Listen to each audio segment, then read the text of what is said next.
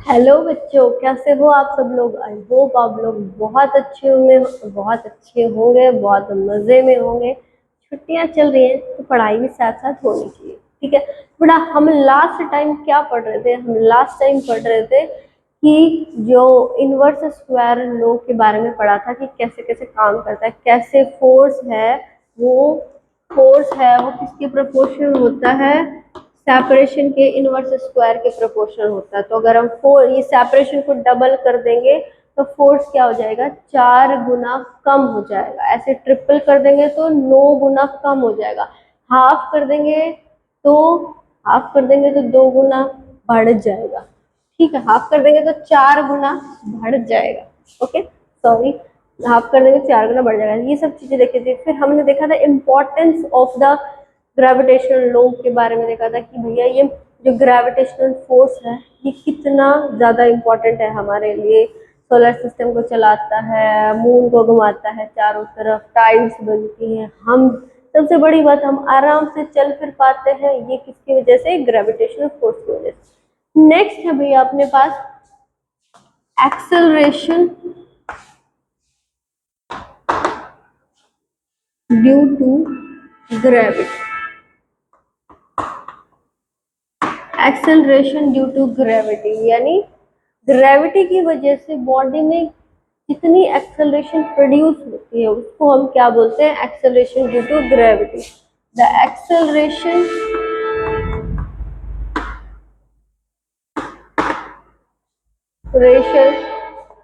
gained by the object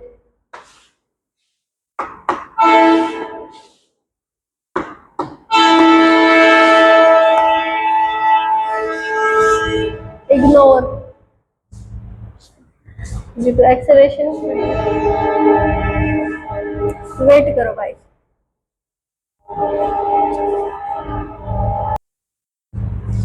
train की भयंकर आवाज। इग्नोर इग्नोर, ठीक है। तो भैया एक्सेलरेशन ड्यू टू ग्रेविटी क्या होता है, acceleration gained by the object due to किसकी वजह से गेन करता है ये एक्सेलरेशन, ग्रेविटेशनल फोर्स की वजह से।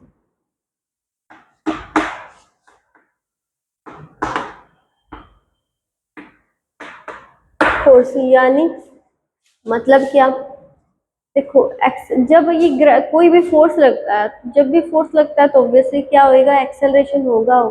नेट अनबैलेंस फोर्स लगता है तो ऑब्वियसली क्या होता है, एक्सेलरेशन प्रोड्यूस होती ही होती है बॉडी में। यानी कोई भी ऑब्जेक्ट को जब हम नीचे गिराते हैं या ऊपर उछालते हैं तो क्या होता है, इसकी स्पीड कितनी इंक्रीज होएगी या कितनी डिक्रीज होएगी, वो कितनी इंक्रीज होएगी कितनी डिक्रीज होगी वो कौन बताएगा, वो बताएगा अपने पास एक्सेलरेशन ड्यू टू ग्रेविटी। ठीक है, तो ध्यान से सुनो एक बार। कोई बॉडी होती है, जैसे मान लिया हमने ये कोई ऑब्जेक्ट है, ठीक है, इसको यहाँ से नीचे फेंका नहीं, जस्ट ड्रॉप करा, ऑब्जेक्ट को ड्रॉप करा। ड्रॉप करते हैं तो आपने कभी ये चीज नोटिस करी है कि जैसे जैसे नीचे आता है तो इसकी जो स्पीड होती है वो इंक्रीज करती है, कभी देखा है? देखना, कभी भी तुम किसी चीज को ऊपर उछालोगे तो इसकी स्पीड धीरे धीरे धीरे धीरे कम होती जाएगी और एक पॉइंट पे जाके इसकी स्पीड 0 हो जाएगी, और 0 होने के बाद ये ऑब्जेक्ट क्या करेगा, नीचे आना स्टार्ट करता है।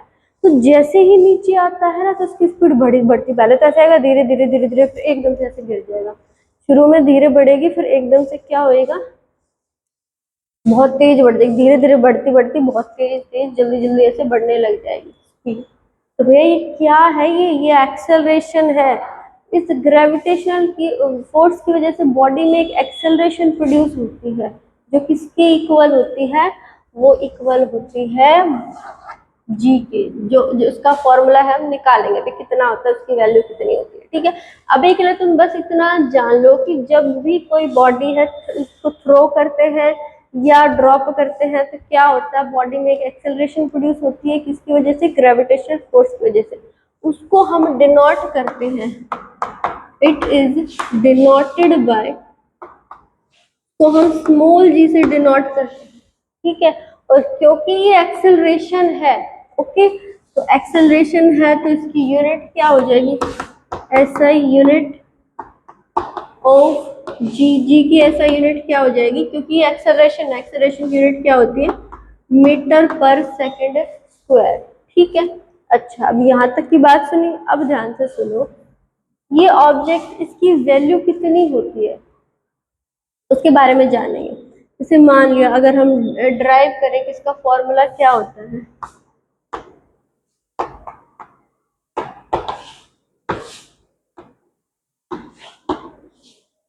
फॉर्मूला ऑफ जी, इसका फॉर्मूला, इसकी वैल्यू, इसकी फॉर्मूला क्या होता है भाई तुम्हें पता है। अगर हम इस कैपिटल एम को मानने की, ये क्या है, मास ऑफ द ऑब्जेक्ट है, क्या है कैपिटल एम, इसको हम मान रहे हैं mass of the object. Small M, अरे सॉरी भाई, मास ऑफ द अर्थ, अर्थ बड़ी तो इसका मास भी बड़े एम से डिनोट। स्मॉल एम स्मॉल है, मास ऑफ द ऑब्जेक्ट, ऑब्जेक्ट तो अर्थ से छोटा ही होगा ना, तो इसको हमने छोटे एम से डिनोट कर दिया। आर को हम मान लेते हैं रेडियस ऑफ द अर्थ। ठीक है, आर को किसे डिनोट, आर क्या है, रेडियस ऑफ द अर्थ। अच्छा अभी मान लो अगर मैं बात करूं किसी भी ऑब्जेक्ट पर कितना ग्रेविटेशनल फोर्स लगेगा, जैसे मान लिया ये कोई ऑब्जेक्ट है, ये क्या है, ऑब्जेक्ट है, ये अर्थ है, ये अपने पास मान लिया कोई ऑब्जेक्ट है, इसका मास एम, कैपिटल एम, इसका मास कितना हो जाएगा, स्मॉल एम, इसकी रेडियस को मान लिया हमने कैपिटल आर। अब इन दोनों के बीच में कितना फोर्स लग रहा होगा, वो फोर्स लग रहा होगा एफ। अगर उस फोर्स की बात करो कि वो कितना फोर्स होगा, एफ कितना होगा, यहाँ पर एफ की वैल्यू कितनी होगी, वो होगा भैया जी एम, एम वन कितना है, एम है, एम टू कितना है, स्मॉल एम है, और दोनों के बीच की जो सेपरेशन है, अभी देखो ऑब्जेक्ट तो क्या रहेगा, ऑब्जेक्ट तो अर्थ की सरफेस पर ही रहेगा, तो इसकी सेपरेशन भी कहाँ पर होगी, दोनों के बीच की सेपरेशन भी कितनी होगी, अर्थ के आसपास ही रहेगी, मतलब इसकी रेडियस को ही हम क्या मान लेते हैं, इन दोनों के बीच की सेपरेशन। देखो अगर थोड़ा बहुत ऊपर भी जाता है ना, तो उस चीज को हम नेग्लेक्ट कर देते हैं, क्यों, क्योंकि इसकी जो रेडियस होती है वो कितनी होती है, वो तो होती है 64 किलोमीटर, 100 किलोमीटर, है ना। अब कितना ऊपर जाएगा, 100-200 मीटर चला जाएगा, 500 मीटर, 1000 मीटर चला जाएगा, तो उससे उस जी पर कोई इफेक्ट नहीं होगा। ठीक है, बाद में ज्यादा हाई पर जाता है तो इफेक्ट जरूर पड़ता है, ऐसी बात नहीं, इफेक्ट नहीं पड़ेगा, पड़ेगा इफेक्ट। लेकिन अभी हम क्या मान रहे हैं, अर्थ की सरफेस के आसपास ही ऑब्जेक्ट को मान रहे हैं, तो हम मान रहे हैं कि जी है उसकी वैल्यू पर कोई इफेक्ट नहीं पड़ेगा।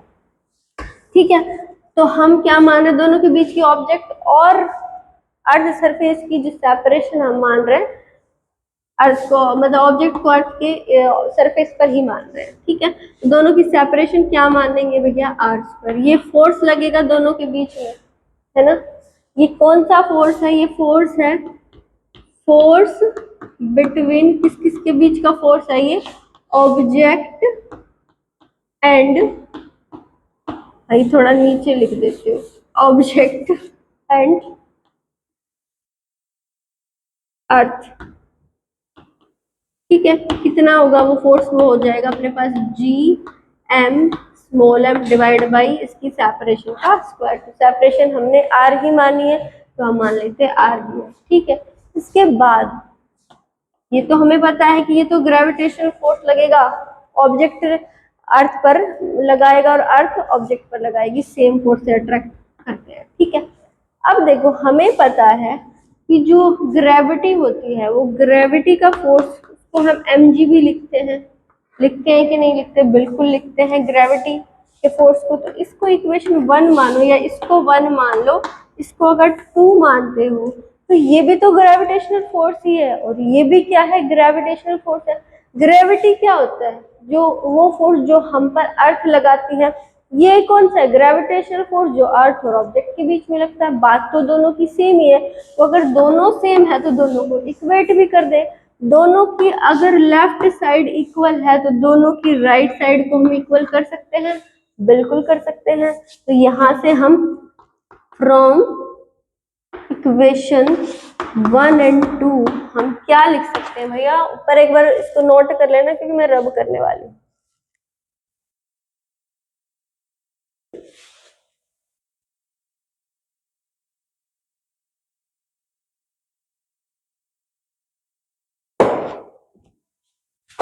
अगर हम इन दोनों इक्वेशन में देखें, फ्रॉम इक्वेशन 1 और 2 में देखें तो क्या होगा, दोनों को इक्वेट कर लेंगे, यानी एम जी किसके इक्वल आ जाएगा अपने पास, G M m divide by R square.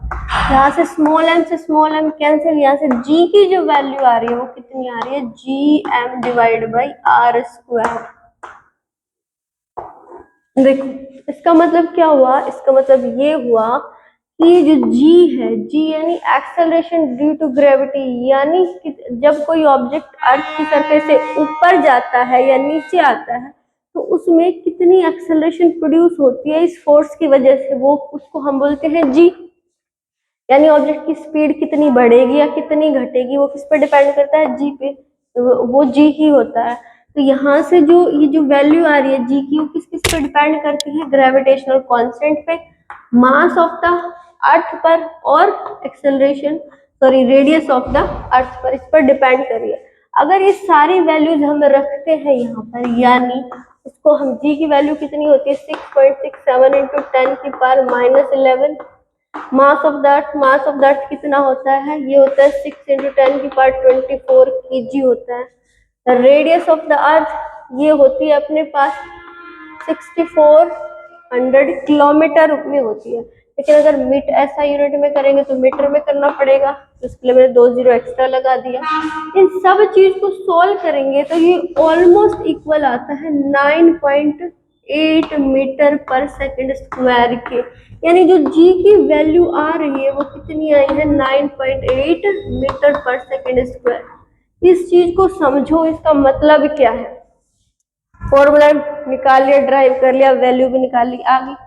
अब इसका मतलब समझो, इसका मतलब ये है कि अगर किसी चीज को तुम फेंकते हो, एक्सेलरेशन होता क्या है, आपकी बॉडी की स्पीड किसी फोर्स के लगने की वजह से कितनी इंक्रीज करती है, वही एक्सेलरेशन होता है। और रिटार्डेशन या डी एक्सेलरेशन स्पीड का डिक्रीज होना, एक्सेलरेशन इंक्रीज होना। जब आप किसी चीज को छोड़ते हो तो यहाँ पर देखो आप एक बार,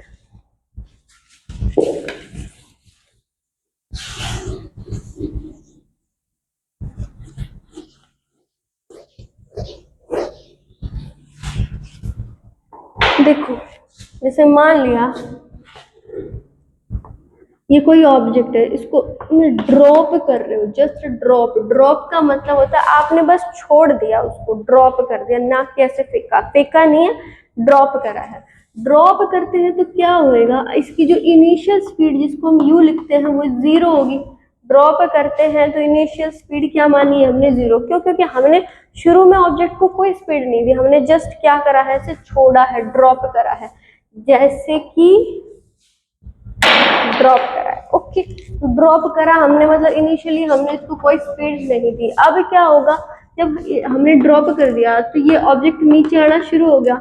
अब देखो इस पर बॉडी की वेलोसिटी भी इसी डायरेक्शन में होगी, और जो फोर्स लगेगा वो भी इसी डायरेक्शन में होगा, ग्रेविटेशन फोर्स। ग्रेविटेशन फोर्स क्या होता है, खींचता है। तो अर्थ, ये अर्थ है मान लो, तो अर्थ क्या करेगी, इसको खींचेगी तो फोर्स इधर नीचे लगेगा और स्पीड भी नीचे है। तो जब फोर्स और वेलोसिटी सेम डायरेक्शन में होते हैं, फोर्स एंड वेलोसिटी क्या होते हैं, सेम डायरेक्शन में, तो अपनी जो ऑब्जेक्ट की स्पीड है वो क्या होती है, स्पीड है वो इंक्रीज करती है। क्या करती है, इंक्रीज, या इसको लिख लो इंक्रीज करेगी। ओके, अब इंक्रीज करेगी, स्पीड 0 से छोटा था, तो अगर इसकी स्पीड इंक्रीज नहीं करती तो ये ऐसे कैसे रुक जाता, मतलब इसमें कोई स्पीड आती ही नहीं है ना, इंक्रीज नहीं करती। अब इंक्रीज करेगी, जब छोड़ते हैं तो इंक्रीज करते हैं, मतलब इसकी स्पीड है नीचे लगातार बढ़ती जा रही है। कितना बढ़ेगी, बॉडी में कितना एक्सेलरेशन प्रोड्यूस होगा भैया, इतना, यानी एक सेकंड में बॉडी की स्पीड कितनी हो जाएगी, 9.8 मीटर पर सेकंड स्पीड हो जाएगी। 2 सेकंड में इसकी डबल, 3 सेकंड में इसकी 3 गुना। समझे, जैसे इसको अगर तुम 10 मान लो, ऑलमोस्ट इक्वल टू 10 मान लो, तो एक जैसे ही छोड़ते ही बॉडी की स्पीड 1 सेकंड बाद कितनी हो जाएगी, 10 मीटर पर सेकंड, 2 सेकंड बाद 20 मीटर पर सेकंड, 3 सेकंड बाद 30 मीटर पर सेकंड, 4 सेकंड बाद बॉडी की स्पीड कितनी हो चुकी होगी, 40 मीटर पर सेकंड हो चुकी होगी। तो इसलिए जब हम किसी चीज को छोड़ते हैं तो उसकी स्पीड क्या करती है, लगातार बढ़ती जाती है। ओके, ऐसे ये तो थी क्या करती है बॉडी, ये तो था ड्रॉप में। अब जब हम बॉडी को ऊपर थ्रो करते हैं, क्या करते हैं थ्रो, तो देखो ऊपर की डायरेक्शन में इसको हम स्पीड देते हैं और फोर्स किधर लगता है, फोर्स लगता है नीचे की डायरेक्शन में, फोर्स ग्रेविटेशनल फोर्स क्या लग रहा है नीचे की डायरेक्शन में। अब देखो किसी चीज को ऊपर जा रहा है उसको पीछे से खींचोगे, फोर्स क्या करता है खींचता है, ऊपर जा रहा है कोई चीज उसको तुम खींचते हो, खींचोगे तो क्या होगा, स्पीड बढ़ेगी या कम होगी। कोई जा रहा है तुम ऐसे खींच लोगे तो क्या होगा, स्पीड बढ़ेगी या घटेगी, बढ़ेगी ना। जा रहा है उसको धक्का दे दोगे तो उसकी स्पीड बढ़ेगी, लेकिन जा रहा है उसको खींच लोगे तो उसकी स्पीड क्या होगी, कम होगी। तो जब हम किसी चीज को ऊपर फेंकते हैं तो क्या होगा, स्पीड ऊपर, वेलोसिटी ऊपर की डायरेक्शन में और फोर्स नीचे की डायरेक्शन में, दोनों जो स्पीड जो वेलोसिटी और force, if velocity and force opposite direction में होते हैं, ऑपोजिट डायरेक्शन में होते हैं तो क्या होता है, स्पीड डिक्रीज करती है, स्पीड क्या करेगी, डिक्रीज करेगी। ओके, इसीलिए थोड़ी देर बाद जैसे गया गया गया ये रुक जाएगा, गया गया गया गया गया, यहाँ पर इसकी जो फाइनल वेलोसिटी है वो क्या हो जाएगी, जीरो हो जाएगी। और उसके बाद फोर्स तो लग ही रहा है तो उसके बाद ऑब्जेक्ट नीचे आना शुरू हो जाएगा। ओके, गया गया गया गया गया गया गया गया, फिर जीरो, फिर नीचे आना शुरू हो जाएगा। इसीलिए इसलिए होता है कि फेंका और फिर क्या आ गया, नीचे आ गया। ठीक है, क्यों, क्योंकि ग्रेविटी की वजह से बॉडी में क्या प्रोड्यूस हो रही है, एक्सेलरेशन प्रोड्यूस हो रही है। और वो कितनी हो रही है, वो हो रही है 9.8 मीटर पर सेकेंड स्क्वायर। अच्छा ओके, यहाँ तक ठीक। अब मेरी एक बात सुनो, जी का जो फॉर्मूला है वो ये आया है, यानी किसी भी बॉडी में जो एक्सेलरेशन प्रोड्यूस हो रही है वो किस पे डिपेंड करेगी, वो यूनिवर्सल ग्रेविटेशनल कांस्टेंट पर, मास ऑफ द अर्थ और उसकी रेडियस पर।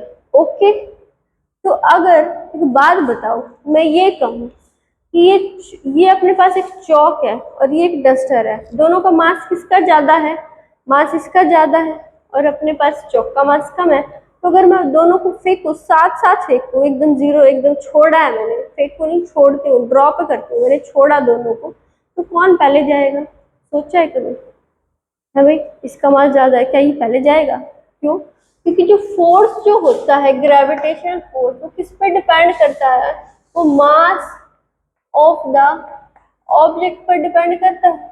तो अगर तुम ये कहो कि भैया मैडम इस पर ज्यादा फोर्स लग रहा होगा, क्यों, क्योंकि ये भारी ज्यादा है, इसका मास कम है तो इस पर कम फोर्स लग रहा होगा, तो भैया ये इसको ज्यादा फोर्स लग रहा है तो ज्यादा जल्दी जाएगा, है ना। लेकिन बेटा ऐसा नहीं होता, जब हम दोनों ऑब्जेक्ट को फेंकेंगे तो इस साथ साथ नीचे जाएंगे, क्या, चाहे एक 100 किलो की चीज को फेंको, चाहे इस डस्टर को फेंको, चाहे इस चौक को फेंको, तीनों क्या करेंगे, सेम टाइम पर ही पहुंचेंगे। कब, जब यहाँ पर वैक्यूम हो। ओके, कब वैक्यूम हो तब की बात कर रहे हैं, तो तीनों क्या जाएंगे, सेम टाइम पर पहुंचेंगे। क्यों, क्योंकि जो बॉडी में एक्सेलरेशन प्रोड्यूस हो रही है वो डिपेंड ही नहीं करती है कि ऑब्जेक्ट का मास कितना है, वो किस पे डिपेंड करती है, वो तो अर्थ के मास पर डिपेंड करती है। वो किस पर डिपेंड करती है, वो तो अर्थ के मास पर डिपेंड कर रही है। ऑब्जेक्ट का मास है कहाँ इस फॉर्मूले में, कहीं है नहीं है, ठीक है, तो वो इस पर डिपेंड करेगी नहीं। इसलिए चाहे इसको दोनों को फेंकते हैं साथ साथ तो एकदम एक ही टाइम पर ये नीचे गिरेंगे। ओके, तो अपने पास जैसे क्वेश्चंस वगैरह बनते हैं इस पे, जैसे कोई क्रम्ड बॉल है, मतलब जैसे मान लिया ये कोई पेपर है, ठीक है, जैसे मान लिया एक तो ये पेपर है। ओके, अभी तो इधर फैन चल रहा है, इधर दिखाए तो कहीं इधर हवा में घूमते मिलेंगे, और ये क्रम्ड बॉल है, पेपर को ऐसे क्रम्ड करके रखा है, तो कौन सा पहले जाएगा भैया, आप ये कहोगे मैडम अभी तो आप ये कह रहे थे कि इसमें और इसमें दोनों सेम जाएंगे, लेकिन अगर इसको, इनका तो मास भी सेम है, लेकिन इसको और इसको फेंकेंगे, तो मैं फैन बंद करके दिखाती हूँ एक मिनट। ओके, और इसको फेंकेंगे तो देखना कौन पहले जाएगा, तुम्हें तो दिखेगा ही नहीं। फिर करते हैं, पेपर लेट पहुंचेगा नीचे और जो क्रम्ड बॉल है वो पहले पहुंचेगा। ऐसा क्यों भाई? हाँ, तो तुमने अगर मेरी बात में ध्यान दिया होगा, अभी अभी मैंने क्या कहा था, कब साथ पहुंचेंगे? जब वैक्यूम हो, यानी यहाँ पर हवा है। हवा क्या करती है? हवा का इस पेपर का सरफेस एरिया ज्यादा है, ज्यादा होने की वजह से ज्यादा हवा इसके कांटेक्ट में आ रही है, तो ज्यादा इसकी तरफ ऊपर की डायरेक्शन, जैसे जब नीचे जाएगा तो ये हवा को नीचे प्रेस करेगा। न्यूटन थर्ड लॉ क्या करेगा? ये हवा को नीचे प्रेस करेगा तो हवा क्या करेगी? इसको ऊपर प्रेस करेगी, तो हवा इस पर ऊपर की डायरेक्शन में एक फ्रिक्शन या फिर ड्रैग लगाती है, जिसकी वजह से ये क्या करेगा भैया? अब तो ग्रेविटी कम हो गई ना, क्योंकि तो ग्रेविटी क्या होता है, 9.8 मीटर पर सेकेंड से इस स्पीड से इतनी इतनी स्पीड हर सेकंड में इंक्रीज होनी चाहिए, लेकिन अब तो इस पे फोर्स से कम लगने लग गया। क्यों? क्योंकि नीचे तो ग्रेविटेशनल फोर्स, ऊपर कौन सा लग रहा होगा? Drag force. तो भैया दो फोर्स लगेंगे ऑपोजिट डायरेक्शन में, तो ऑब्वियसली क्या करेंगे? कम ही होगा ना। तो मतलब इस पर जो नेट ग्रेविटेशनल फोर्स लगेगा वो तो कम लगेगा, कम लगेगा, तो ये भाई नीचे धीरे धीरे आएगा। और इसका इसका सरफेस एरिया कम, तो इस तो बस थोड़े से ही एरिया में हवा टच कर रही है, तो इस पे ड्रैग फोर्स अपर डायरेक्शन में कम लगेगा, तो क्या होगा? ये जल्दी से नीचे आ जाएगा। और ये क्योंकि सरफेस एरिया ज्यादा है, ज्यादा होने की वजह से जो एयर ड्रैग फोर्स लगाएगी वो ज्यादा लगेगा। ड्रैग फोर्स ज्यादा होने की वजह से ये पेपर पर कहाँ बनाए, यहाँ पर ये पेपर का सरफेस एरिया ज्यादा, क्रैम्प्ड बॉल का ए सरफेस एरिया कम, यहाँ पर एयर ड्रैग ज्यादा, ज्यादा एयर, तो इस बॉल पर ऊपर की डायरेक्शन में ड्रैग लग रहा है, इस पेपर पर ड्रैग लगेगा, और नीचे की डायरेक्शन में क्या लगेगा? ग्रेविटेशनल फोर्स यानी mg लगेगा। तो भैया दोनों फोर्स ऑपोजिट डायरेक्शन में लगेंगे, तो नेट जो फोर्स लगेगा वो कम हो जाएगा। इसकी बात करें तो इस पर भी ड्रैग लग रहा होगा ऊपर की डायरेक्शन में, नीचे mg लग रहा होगा, लेकिन ये वाला जो ड्रैग है और ये वाला जो ड्रैग है, इसकी वैल्यू ज्यादा होगी और इसकी वैल्यू कम होगी, तो इस पे जो नेट फोर्स लगेगा वो क्या होएगा? इससे तो ज्यादा ही होगा, तो ये जल्दी पहुंच जाएगा। ओके, ये बात होती है। कभी क्वेश्चन आए कि एक क्रम्प्ड बॉल और एक पेपर को ऐसे फेंकते हैं तो कौन सा पहले जाएगा? ये जाएगा। लेकिन अगर वैक्यूम में दोनों को फेंकोगे तो वैक्यूम में दोनों साथ ही जाएंगे। वैक्यूम में चाहे एक सुई हो चाहे एक बड़ी सी रोड हो, सेम टाइम पे जाएंगे। ओके, तो बेटा आज के लिए बस मेरे हिसाब से इतना ही बहुत है। एक बात और बता देती हूँ, जो अपने पास ये जी होता है ये किस पे डिपेंड नहीं करता, ये मास ऑफ द ऑब्जेक्ट पर डिपेंड नहीं करता। ओके, इसलिए सारी चीजें एक साथ ही आती हैं, चाहे फोर्स अलग लगे या ना लगे, चाहे कितना लगे, लेकिन एक्सेलरेशन जो प्रोड्यूस होगी वो सेम होगी। क्लियर है बेटा? इस चीज को अच्छे से पढ़ लेना, रिवाइज कर लेना, नोट्स बना लेना अच्छे से। तो आज के लिए बेटा इतना ही बहुत है।